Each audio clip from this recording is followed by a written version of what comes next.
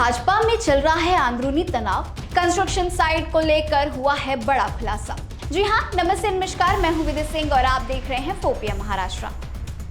मुंबई के विकास को लेकर अब सियासत गर्म हो गई है और खास बात यह है कि इस बार विवाद विपक्ष और सत्ता के बीच नहीं बल्कि सत्ता पक्ष के अंदर ही देखने को मिल रहा है। मुंबई में चल रहे विकास कार्यों को लेकर भारतीय जनता पार्टी यानी कि भाजपा के भीतर खुला मतभेद सामने आया है।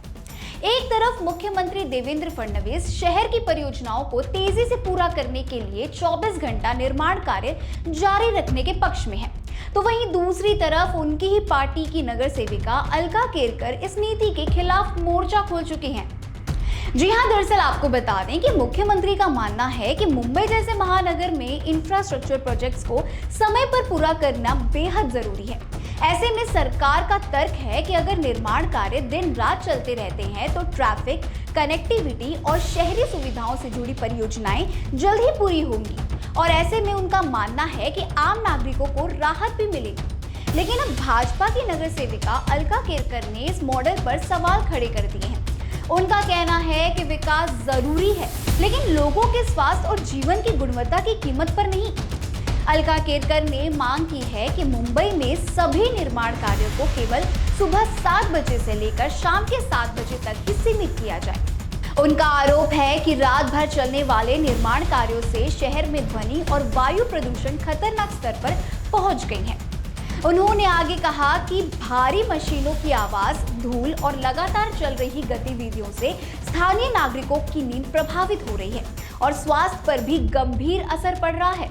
अब सवाल ये उठ रहा है कि क्या मुंबई का विकास आम लोगों की परेशानी बढ़ाकर किया जा सकता है? मुंबई शहर और उपनगरों को मिलाकर इस समय 2000 से ज्यादा निर्माण परियोजनाएं चल रही हैं। इनमें 2 मेट्रो, सड़क विस्तार, पुल निर्माण और कई बड़े इंफ्रास्ट्रक्चर प्रोजेक्ट शामिल हैं। सरकार का दावा है कि 24 घंटे काम जारी रहने से इन परियोजनाओं की समय सीमा कम होगी और लागत भी नियंत्रित रहेगी। लेकिन दूसरी ओर स्थानीय प्रतिनिधियों का कहना है कि तेज विकास की इस रफ्तार का बोझ सीधे नागरिकों को उठाना पड़ रहा है। वहीं राजनीतिक रूप से यह मामला इसलिए भी अहम हो गया है क्योंकि हाल ही में मुंबई मनपा में नई महापौर के आने के बाद कई प्रशासनिक फैसलों में बदलाव देखने को मिला। महापौर ऋतु तावड़े ने हाल ही में मनपा इंजीनियरों के तबादलों पर लगी रोक से जुड़े मुख्यमंत्री के फैसले को बदल दिया था। इस फैसले के बाद विधानसभा और विधान परिषद में भी मामला गूंजा और इससे सत्ता के भीतर असहमति के संकेत के तौर पर देखा गया। अब अलका केरकर की नई मांग ने इस राजनीतिक बहस को और भी तेज कर दिया है। विपक्ष का मानना है कि यह विवाद सिर्फ निर्माण कार्य के समय का प्रदूषण या मुद्दा नहीं है, बल्कि भाजपा के भीतर नीति और प्राथमिकताओं को लेकर बढ़ते मतभेदों का संकेत भी हो सकता है। एक तरफ मुख्यमंत्री तेज विकास मॉडल पर जोर दे रहे हैं, जबकि दूसरी तरफ पार्टी के जनप्रतिनिधि स्थानीय नागरिकों की समस्याओं को प्राथमिकता देने की बात कर रहे हैं। अगर सभागृह में अलका केरकर का प्रस्ताव पेश होता है और पारित हो जाता है तो मुंबई में चल रही 24 घंटे निर्माण कार्य नीति को एक बड़ा झटका लग सकता है। इससे कई परियोजनाओं की समस्या प्रभावित हो सकती है। अब सबसे बड़ा सवाल यही है, क्या मुंबई को तेज विकास चाहिए या संतुलित विकास? क्या इंफ्रास्ट्रक्चर की रफ्तार नागरिकों की सुविधा से ऊपर होनी चाहिए? और क्या यह मतभेद आने वाले समय में भाजपा की अंदरूनी राजनीति को भी प्रभावित करेगा? आपको बता दूं कि अलका केरकर मुंबई की राजनीति में भारतीय जनता पार्टी की वरिष्ठ नेता, एक जाना पहचाना नाम है। वर्तमान में बृहन मुंबई महानगर पालिका यानी कि बीएमसी के वार्ड 98 खार सांताक्रूज क्षेत्र से नगर सेविका के रूप में वर्किंग है। पिछले 14 वर्षों से वह मुंबई की स्थानीय राजनीति और नागरिक मुद्दों में सक्रिय भूमिका निभा रही हैं। 2026 के बीएमसी चुनाव में उन्होंने वार्ड 98 से बड़ी जीत हासिल करते हुए करीब 11,772 वोटों के अंतर से चुनाव जीता। अलका केरकर इससे पहले मुंबई की उप महापौर भी रह चुकी हैं।